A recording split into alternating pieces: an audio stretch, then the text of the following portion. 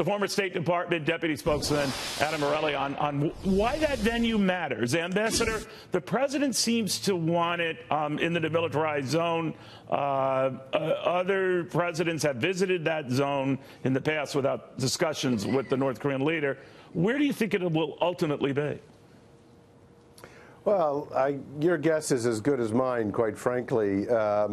You know, I got to say, I think everybody's, I for one am shocked that we're even having this discussion, to tell you the truth, because if you just think back to earlier this year, you know, the president was talking about fire and fury and calling him Little Rocket Man, and North Korea was testing ballistic missiles, and Hawaii went on a missile alert. And look how far we've come in such a short period of time, which, frankly, I have to say, I think the president has proved the skeptics wrong in this. Now, with respect to the location itself, look, historically, when you have sort of these summits between rival powers, you like to choose neutral territory. I'm thinking of President Reagan and Mikhail Gorbachev meeting in Iceland, the Reykjavik summit, for example.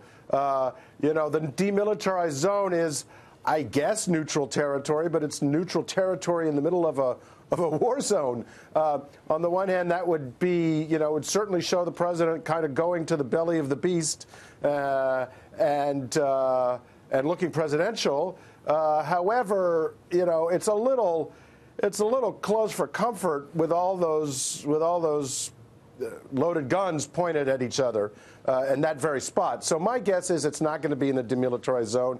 It'll be in some neutral territory, not China.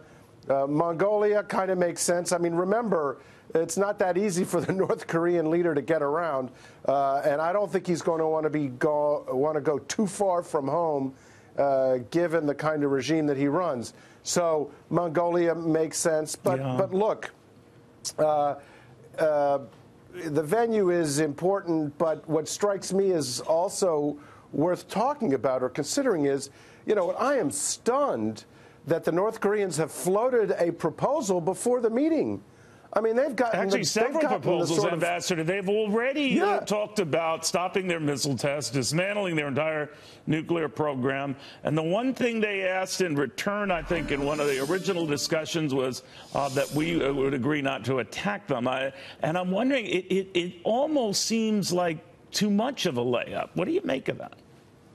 I just, you know, again, this story never ceases to surprise and to have twists and turns. I mean, the fact of the matter is, for a reclusive, hidebound, archaic regime, they are proving surprisingly subtle and tactful and aggressive. I mean, they're driving the agenda. They're putting forward their negotiating positions, to which now we have to respond. This is a 180 from what they were 6 months ago. Now, well, you'd like to see this new, you know, about face is welcome or whatever.